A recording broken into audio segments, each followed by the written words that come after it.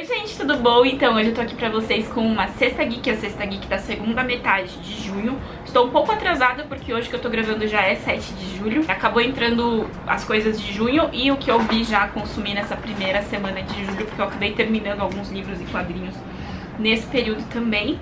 E vai ter umas coisinhas eróticas hoje também aqui, que eu vou deixar pro final pra quem não se interessar muito. Mas vamos lá, vai ser um filme e um livro. Eu li mais 2 livros e um quadrinho esse mês também, essa segunda metade de junho e a primeira semana de julho. O livro que eu li foi esse daqui do desafio de 12 livros e 12 quadrinhos para 2020, que é A Verdade sobre o Caso de Harry Quebert. Eu já tinha visto esse livro sendo sugerido pela Marina Smith, mas quando ela leu, eu já tinha visto alguém falando dele. Eu não lembro se foi a Bel Rodrigues, se foi a Tatiana Feltrin. Eu não encontrei nada no canal delas sobre esse livro, mas fiquei muito curiosa. E encontrei um dia na livraria da Vila, se eu não me engano, eu entrei e tava lá na porta. E aí eu comprei. E é um livro grandinho, eu acabei demorando um pouco mais pra lê-lo. Fazia tempo que eu não li um livro assim com mais de 500 páginas. Ele é um romance policial muito esquisito, assim. Esse autor aparentemente é super famoso, esse Joel Dicker, eu acho que é assim que fala. Fiquei com vontade de ler mais coisa dele, ele escreve super bem, só que eu fiquei muito receosa com o tema desse livro. Ele conta a história do Marcos, que é um escritor muito famoso, que lançou um livro que bombou muito, e aí ele tá no processo de ter que escrever um segundo livro por obrigação, por causa da editora, mas ele tá sem essa tal da inspiração. E aí ele acaba voltando pra casa do Harry Quebert, que foi o mentor dele durante a faculdade. Enquanto ele tá nessa enrolação, não conseguindo escrever o segundo livro dele, o Harry Quebert é preso porque encontram no quintal da casa dele o corpo de uma menina chamada Nola, que desapareceu nos anos 70, quando ela tinha 15 anos. O que acaba sendo revelado é que o Harry e a Nola tiveram um caso, quando o Harry tinha 34 anos e a Nola tinha 15, ou algo nesse sentido. E eu fico o livro inteiro esperando isso ser colocado como, tipo, isso é pedofilia, sabe? Só que em nenhum momento isso é muito colocado desse jeito, assim. O livro nunca põe como se eles tivessem tido uma relação, tipo, física mesmo, mas eles estão apaixonados, sabe? E aí a menina desapareceu numa noite e encontram o corpo dela muitos anos depois, já em, tipo, 2009, assim, no quintal da casa do Harry. A questão é que quando encontraram o corpo, encontraram porque o Harry pediu pra revirarem aquele quintal, porque ele ia plantar umas hortênsias lá. Então fica toda essa questão, o Harry matou a menina ou não matou? Por que que ele pediu pra revirar o quintal da casa dele se ele matou e enterrou ela lá e sabia que ela tava lá, sabe? E aí o livro vai pulando um pouco entre o presente, que é o Harry preso, e o Marcus querendo provar a inocência do Harry, e ao mesmo tempo o Marcus tentando escrever o livro dele, e o passado do que aconteceu lá nos anos 70, quando o Harry tava se relacionando com essa menina, e tudo isso se passa numa cidade pequenininha aqui. Eu não lembro o nome da cidade na história, mas me lembra essas cidades de Stephen King, sabe? Todas as pessoas que moravam naquela época, nos anos 70, ainda moram hoje, estão bem mais velhas e tal. E aí a gente vai vendo meio que a vida dessas pessoas, que eu acho que é a parte mais interessante do livro. Não é tanto o será que o Harry matou, quem matou, o que aconteceu aquela noite, mas toda essa construção das pessoas dessa cidade, da relação delas entre si, com o Harry, com a Nola, que é a menina que morreu. Isso eu acho interessante, mas eu fiquei muito incomodada, foi muito difícil passar do começo do livro vendo que teve essa relação entre o Harry e a Nola, e em nenhum momento isso é julgado nesse livro, assim. Tipo, as pessoas da cidade que falam como se isso fosse uma perversão, meio que são colocadas como as pessoas erradas, e como que quando o amor é de verdade, não importa a idade, que, enfim, eu achei muito esquisito. Mas quando eu vi a live da Marina, uma coisa que me confortou um pouco é que realmente, quando você presta atenção, em nenhum momento teve uma relação física deles de maneira explícita, sabe? Nem tão implícita, assim, é tipo meio que a gente vai ficar junto, mas a gente vai esperar, sabe? Então, assim, não sei se isso de alguma maneira torna mais ok, eu acho que não. Isso me incomodou, mas ainda assim eu achei um livro bem legal. O segundo livro que eu li foi, então, A Punição para a Inocência, da Agatha Christie. Eu comentei com vocês que eu tô participando do clube de leitura da Bel Rodrigues. Eu não tô entrando no Discord, nem vendo nada demais, assim, tipo as lives de leitura que ela faz, eu acho isso meio chato. Mas é mais com a ideia de eu terminar o livro e ter depois um vídeo pra assistir. E aí no final, acho que na metade desse mês, se eu não me engano, ela vai fazer um vídeo sobre esse livro aqui. Então esse livro foi um dos últimos que a Agatha Christie escreveu, se eu não me engano. Eu me lembrava dos livros dela serem muito mais empolgantes quando eu li quando era pequena, sabe? Eu não sei se isso daqui já é outra vibe dela ou não, mas demorou muito pra esse livro me prender. Quando eu cheguei mais ou menos na metade, eu passei um pouco da metade, aí eu li tudo o resto de uma vez, mas demorou muito pra engatar. É uma família muito esquisita que mora numa casa no topo de uma montanha, enfim. E essa família é o pai, a mãe e vários filhos que já estão velhos, todos já casaram e já saíram de casa. Mas o que acontece é que 2 anos antes, se eu não me engano, a mãe foi assassinada e um dos filhos foi preso pelo assassinato da mãe e ele acabou morrendo na cadeia por uma pneumonia. Quando ele foi preso, na época que ele foi preso, ele contava pra todo mundo que ele tinha um álibi, que ele pegou carona com um homem e foi de uma cidade pra outra naquele mesmo horário que a mãe dele foi assassinada. Mas ele nunca conseguiu provar esse álibi. E aí, no presente dessa história, esse homem que deu carona pra ele vai conversar com a família e conta que a história que o filho contou é verdade. Ele é o homem que deu a carona, mas aconteceu toda uma história bizarra, que ele foi atropelado, perdeu a memória e depois ele foi pra uma missão no Ártico e só voltou depois de 2 anos e viu as notícias desse cara que morreu na prisão e a memória voltou pra ele e ele lembrou que ele realmente deu carona pra aquele cara e que o álibi dele era verdade. Ele vai contar isso pra família com a intenção de aliviar a família do peso de ter um filho matado a mãe. Só que o que ele não percebe é que, na verdade, ele tá trazendo um outro peso, que é de se não foi ele, quem foi. E a gente vai vendo que esse filho, o Jackal, ele era um filho problemático, ele tinha muitos problemas já, tipo, de brigas e problemas até com a lei. E tava todo mundo relativamente confortável, na verdade, com a ideia de ter sido ele. E agora que não foi ele, a família tá toda olhando uma pra outra e se perguntando quem foi que matou a mãe da família naquela noite. E aí a história toda é bem simples, quem matou. A gente vai vendo no presente essa família toda interagindo entre eles. A gente vai entrando na intimidade dessa família e vendo que eles não são tão normais quanto pode parecer, e na verdade isso é muito real pra todas as famílias, né, mas a gente vai vendo as particularidades deles aqui. Funcionou muito bem, eu não conseguia adivinhar quem era. Eu vi as pistas que ela ia colocando na história e pra mim era muito claro que aquilo eram pistas, mas em nenhum momento eu consegui juntar tudo e falar foi isso que aconteceu, sabe? Enfim, achei muito legal, gostei bastante, espero logo sair o vídeo da Bel sobre isso. O quadrinho que eu li foi o Árabe do Futuro, volume 3. Eu tô acompanhando esse quadrinho aqui faz um tempo e eu queria muito já emendar no volume 4, mas ele ainda não saiu. Ele saiu em inglês, na verdade, mas tá muito caro comprar importado. Em português tá na pré-venda, mas também tá caro. Eu vou esperar um pouquinho cair o preço pra comprar. Mas esse daqui é a biografia do Riyad Satuf, esse menininho aqui que tá na capa. Ele tem o pai sírio e a mãe.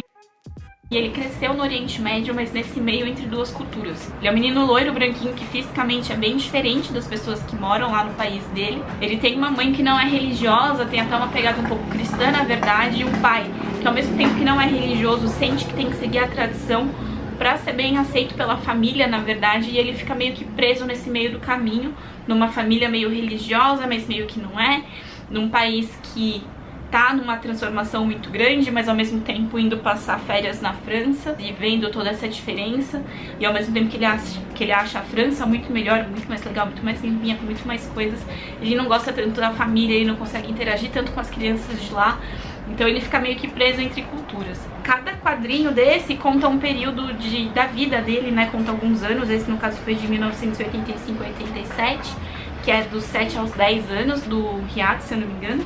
E ele termina num cliffhanger tremendo, que é o pai anunciando que eles vão se mudar pra Arábia Saudita. Então, Jesus amado, eu quero ver essa família na Arábia Saudita, porque a mãe já tá surtada querendo voltar pra França com toda o pequeno extremismo religioso que tem na Síria nesse período. E aí agora eles vão pra um país mais extremo ainda. Eu tô muito curiosa pra ver o que vai acontecer no próximo.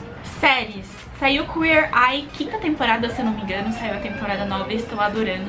A última temporada de Queer Eye eu tinha ficado um pouquinho desanimada, não sei porquê.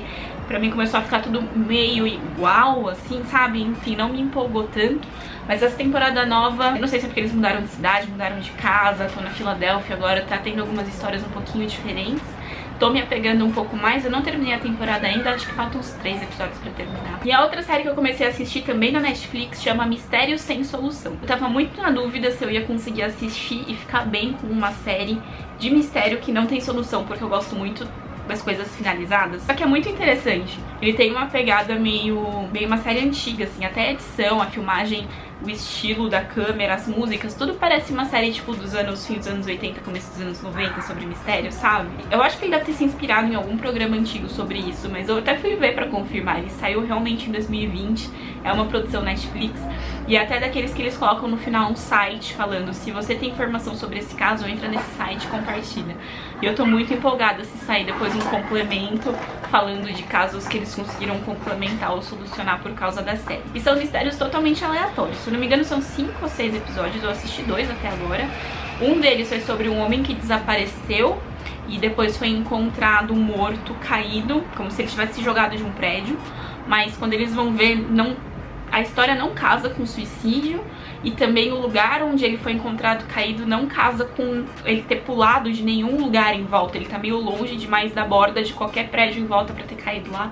É um caso todo muito esquisito, assim. E o outro caso que eu fui ver é de um OVNIs, tipo uma noite numa cidade em que várias crianças e adultos viram uma luz brilhante no céu e relatam ter sido abduzidos. E eu adoro essa história de OVNI. Eu acredito, tá, que existe vida fora da Terra, mas eu não acho que seja uma vida inteligente a ponto de já chegar aqui com um disco voador. Mas eu acredito muito nessas histerias coletivas, assim, sabe? De que, tipo, tem um nome que não é só da histeria, mas tem um efeito, tipo, como sociedade, da gente lembrar de coisas que não aconteceram. Do tipo, o clássico, muita gente acha que no 11 de setembro, quando a programação da Globo foi interrompida para noticiar o atentado das Torres Gêmeas, tava passando Dragon Ball Z, mas não foi isso que tava passando uma outra coisa. Só que de algum jeito a gente chegou nisso. Inclusive eu tava na escola quando isso aconteceu, mas na minha cabeça tinha isso, de que tava passando Dragon Ball Z e foi interrompido. E não era isso. Tipo, primeiro que eu não tava vendo TV, e segundo que não era isso, era uma outra coisa que tava passando. E existe isso, da gente como sociedade lembrar umas coisas que não aconteceram necessariamente. Numa cidade pequena, com crianças, esse efeito é ainda maior. Então eu acredito que tenha acontecido algo nesse sentido. Mas também essa questão de histeria coletiva. O Rodrigo estava me contando de um caso que aconteceu num orfanato, acho que na Angola, que as crianças descobriram que o orfanato foi construído em cima de um terreno que antes era um cemitério. E rolou uma histeria coletiva bizarra das criancinhas achando que estavam possuídas, vendo coisa e tal, sabe? E aí, quando foram fazer um estudo depois que essas crianças viram que foi tipo um caso de histeria coletiva. Então assim, eu acredito em OVNIs, não acho que essas aparições e abduções sejam reais, mas eu acho muito curioso assistindo desse ponto de vista psicológico, assim. Assisti 2 filmes esse mês também, além do erótico. Um deles é A Vastidão da Noite, tá na Amazon Prime Video. Eu adorei esse filme, tava sendo muito recomendado. Ele é um filme pra quem gosta de ficção científica hardcore, assim, sabe? Ele tem essa pegada antiga, ele se passa num tempo antigo e toda a filmografia toda é uma pegada meio antiga, assim. E essa ficção científica que não fica 100% com respostas, só que é muito interessante. Mantendo o tema de OVNIs, é uma cidade bem pequena, no interior dos Estados Unidos, assim, nos anos, acho que 60, 50, 60. E aí é uma noite que tá tendo um jogo de basquete na cidade, então a cidade inteira tá dentro do jogo de basquete. E só tá pra fora, assim, poucas pessoas que não puderam ir. Uma delas é a nossa personagem principal, que eu não lembro o nome de ninguém agora, porque eu vi esse filme faz um tempinho já. E ela é telefonista, então ela fica fazendo aquela troca dos fios, assim, pra passar a chamada telefônica de um lugar pro outro. E o amigo dela, que é o radialista, que faz a apresentação da noite daquele horário, tá? Vai tocando música e falando das notícias. E começa a acontecer umas coisas esquisitas. Ela ouve um chiado na linha telefônica em várias chamadas. Ela recebe chamadas de algumas pessoas falando que viram uma luz no céu. E aí ela tenta passar isso pro amigo dela radialista. Ele transmite esse chiado que ela tá ouvindo. Eles começam a receber ligação de pessoas falando que reconhecem aquilo. E aí o negócio vai escalando, escalando, escalando. E é uma ficção científica muito legal. Eu adorei esse filme. Ele é meio devagar, ele tem essa pegada filme antigo, um pouco lento, mas eu acho que ele segura muito bem, segurou muito minha atenção. Eu fiquei vidrada nesse filme o tempo inteiro. Ele tem muitas cenas de exposição, do tipo, pessoas contando histórias umas pras outras, e são geralmente pessoas mais velhas falando por muito tempo. Só que é tão bem atuado e ele segura tanto a atenção que é essa sensação de você tá ouvindo uma história na fogueira, sabe? Assim, à noite com alguém te contando. É um filme curtinho, tem 1h30, acho que nem isso. Recomendo muito se você gosta de ficção científica. Outro filme eu odiei, é O Homem nas Trevas. Esse filme tava na minha lista há muito tempo, porque na hora que ele saiu aqui no Brasil, no cinema, muito podcaster, youtuber, muita gente falou muito bem desse filme. Todo mundo falou que era um filme muito incrível e diferente. Eu odiei. Ele conta a história de 3 adolescentes, jovens adultos, que fazem pequenos furtos pela cidade deles, assim. Mas eles descobrem um dia, recebem uma dica de que na casa desse ex-militar cego tem $300 mil, alguma coisa assim, tem muito dinheiro, que ele recebeu num settlement, né, num acordo que ele fez com a família da jovem rica que atropelou e matou a filha dele. E aí eles falam, ah, beleza, tranquilo, um velho cego, muito dinheiro na casa, vamos lá. E aí é óbvio que as coisas saem do controle totalmente, porque o velho é tipo o demolidor militar, sabe? Então as coisas ficam muito violentas, muito rápido. Tem essa pegada meio não faça barulho, em inglês chama Don't Breathe, inclusive. Mas assim, ele parece um slasher sem o terror, sabe? Porque não tem essa coisa sobrenatural que torna os slashers legais, mas ao mesmo tempo é uma matança e desenfreada e sangue e bizarrice tá acontecendo. Não me prendeu em nenhum momento, foi zero crível, também não me deixou com medo. Os personagens pra quem eu tinha que torcer são burros e eu queria que todos eles morressem. De áudio, eu tenho uma playlist e um podcast pra recomendar. A playlist é uma do Spotify que chama Faxina Nostálgica. Faxina Nostalgia. Mas é muito legal, tem músicas assim dos anos 80, mais ou menos, comecinho de 90, mas principalmente anos 80. E o que eu achei legal dela é que é uma boa mistura de rock nacional e internacional. Geralmente essas playlists de nostalgia tem muita coisa internacional ou só coisa nacional com um monte de coisa aleatória que eu não conheço. E aí isso daqui ficou uma mistura muito interessante, gostei muito dessa playlist, recomendo. E o podcast é outro da Wondery, que é a mesma rede de podcast que fez o Mysterious Mr. Epstein, que eu comentei da outra vez. E o que saiu agora chama Guru, The Dark Side of Enlightenment. Ou Guru, o lado sombrio da, tipo, iluminação, sei lá. E eu acho muito esquisito, todas essas histórias de, tipo, guru, coach, eu acho que é tudo muito estranho. Eu já fiz um vídeo pra vocês falando sobre isso. Mas ele conta a história do guru do segredo, que é tipo um guru super famoso que apareceu na Oprah e tal. E ele já começa contando que 3 pessoas morreram numa sessão de iluminação que esse cara fez. E é bizarro você ouvir a história das pessoas que estavam naquele dia. E, como sempre, a história de como essa galera sai impune é um absurdo. E, gente, só pra pontuar, eu ouço Modus Operandi, tá? Muita gente foi me recomendando o Modus Operandi, o podcast de crime real, e eu ouço ele. Inclusive o episódio de João de Deus, que saiu esses dias, foi muito interessante. E, por coincidência, também foi um guru que a Oprah falou que era gente boa e que, enfim, não vou falar nada. E agora vamos pra sessão maiores de 18 anos aqui. O que aconteceu? Eu já falei pra vocês, quem acompanha meu Instagram profissional sabe, eu falo muito de sexualidade lá. Principalmente sexualidade feminina e saúde pra população lésbica e bi, saúde pra homem trans, mas eu toco muito nesse assunto de sexualidade. E eu gosto muito de ler e ver filmes eróticos, não pornô.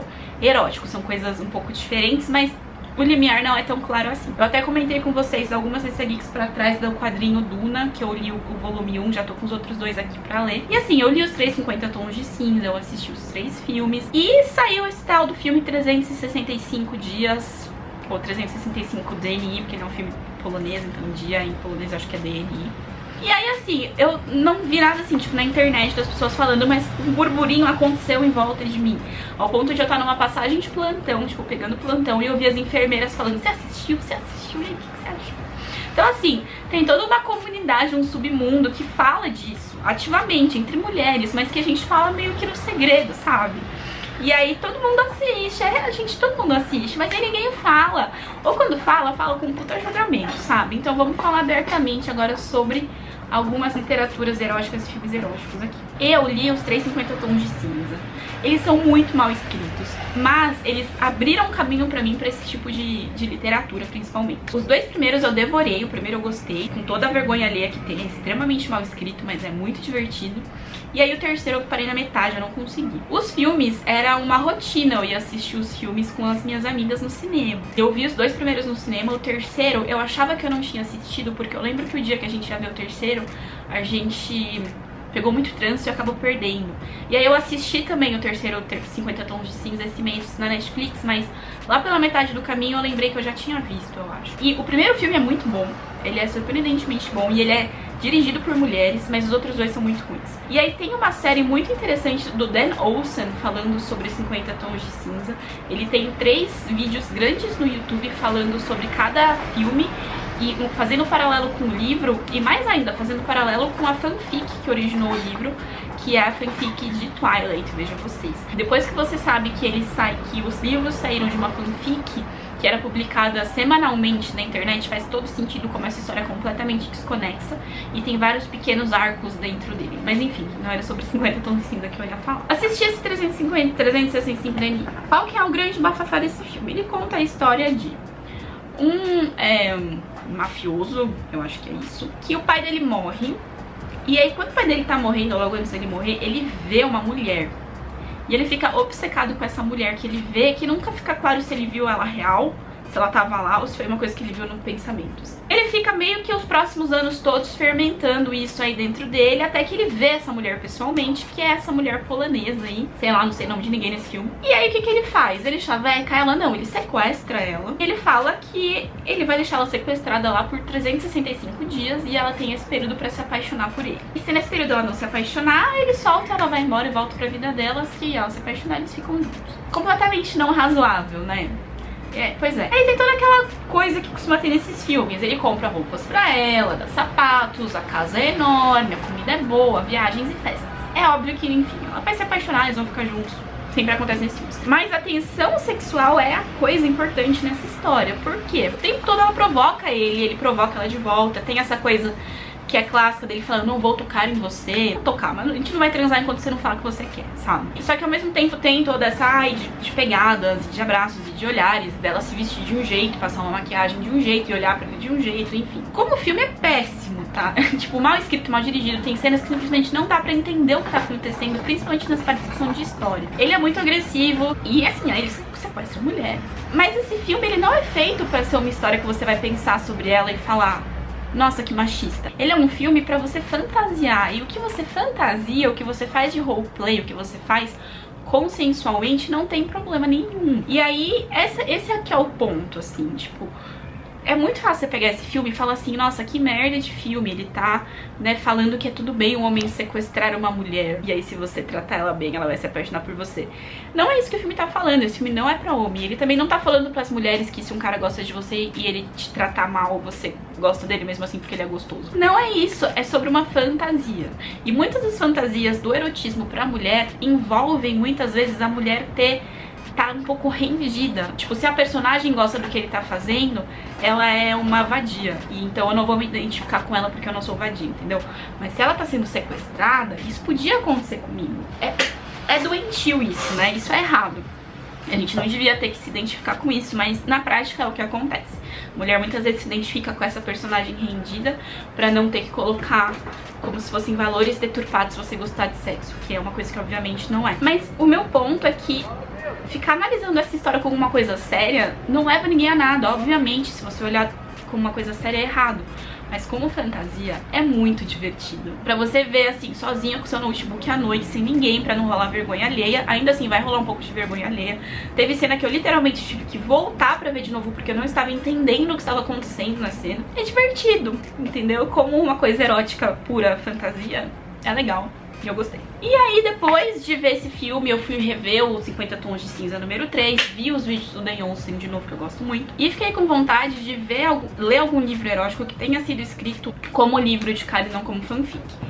E aí fui na internet ver o que as pessoas recomendavam, e tem muita série sobre isso, só que eu não queria uma série, eu queria um livro solto, eu não queria me comprometer. E aí eu achei esse que saiu agora, inclusive na quarentena. Eu peguei no Kindle porque eu gosto de comprar livro físico quando eu vou ter na minha estante, sabe? Quando é um negócio assim, tipo, meu, é uma relação diferente com esse tipo de livro, eu só quero ler e depois eu não quero ter, sabe? Aí eu pego no Kindle mesmo, que é mais fácil, mais rápido. Chama Beautifully Cruel, da J.T. Geisinger.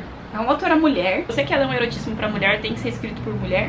Apesar de que pela frequência com que essa autora publica livros, tenho quase certeza que é um autor fantasma, mas tudo bem. E aí é mais ou menos a mesma pegada. Ele conta a história de uma menina que trabalha numa cafeteria e que há um ano esse cara bonitão, irlandês, tatuado, gostoso, entra lá e senta na mesa do quadrante dela, eles ficam flertando, mas nada acontece. Até que um dia ela é agredida por umas pessoas assim na frente da cafeteria, nos fundos da cafeteria, e esse cara salva ela. matando as pessoas que estavam agredindo ela, é bem agressivo. Ele fica meio que cuidando dela, assim, e aí rola aquela interação de vamos ficar juntos, mas eu sou perigoso pra você, e toda essa sofrência. Mas pelo menos essa discussão, ela vai meio rápido no livro, e a personagem feminina, ela é muito mais ativa. E os dois deixam bem claro desde o começo que um sente atração pelo outro e os dois percebem, sabe? Não tem toda aquela parte chata de 50 tons de cinza. Rola uma coisa que ele fala pra ela assim, ó, eu achei uma solução. Como eu sou extremamente perigoso, e ela descobre logo no começo que ele trabalha com a máfia, vejo paralelo. A gente não pode ficar juntos porque vai ser perigoso pra sua vida, mas você pode passar um mês aqui na minha casa. E a gente passa esse mês de amor muito louco aqui e depois a gente nunca mais se vê. E aí ela nega, mas ela nega não porque ela, né, é pura e inocente. Ela nega porque ela sabe que ela vai se apaixonar por ele, depois ela vai sofrer muito. E aí o que acontece? Ele sequestra ela também, mesma coisa. Ah, eu só vou transar com você se você pedir. Mas assim, de novo, história merda. Só que a interação, a tensão sexual entre esses personagens é incrível. É muito bem escrito, é muito legal. É uma mega fantasia erótica muito boa, né? Você não vai tirar nada disso não. Eu li isso aqui num dia, tá? Eu comecei a ler 4 da tarde, 2 da manhã eu terminei, assim. Não me acrescentou absolutamente nada. E a história em si é uma merda, só que é muito bem escrito, principalmente essa parte da química entre eles, e isso é muito divertido. Então assim, gente, às vezes é isso que a gente tá com vontade de ler, período ovulatório tá aí pra isso, quarentena, a galera ficando sozinha em casa. Até pra quem tem namorado, tem marido, gente, ler essas coisas faz bem pra relação, acredita em mim. Então é isso, gente. Fui honestíssima aqui com vocês. Se vocês têm mais literatura erótica de qualidade pra me recomendar, deixa aqui embaixo. E enfim, qualquer outro livro, filme, qualquer coisa que vocês estão lendo aí, vendo na quarentena que vocês acham que eu vou curtir, deixa aí pra mim. Espero que vocês tenham gostado desse vídeo. Se vocês gostaram, clique em gostei. Não deixa de se inscrever no canal pra mais vídeos, nem de me seguir nas redes sociais, Twitter e Instagram, tá tudo aqui embaixo. E é isso. Tchauzinho e até a próxima.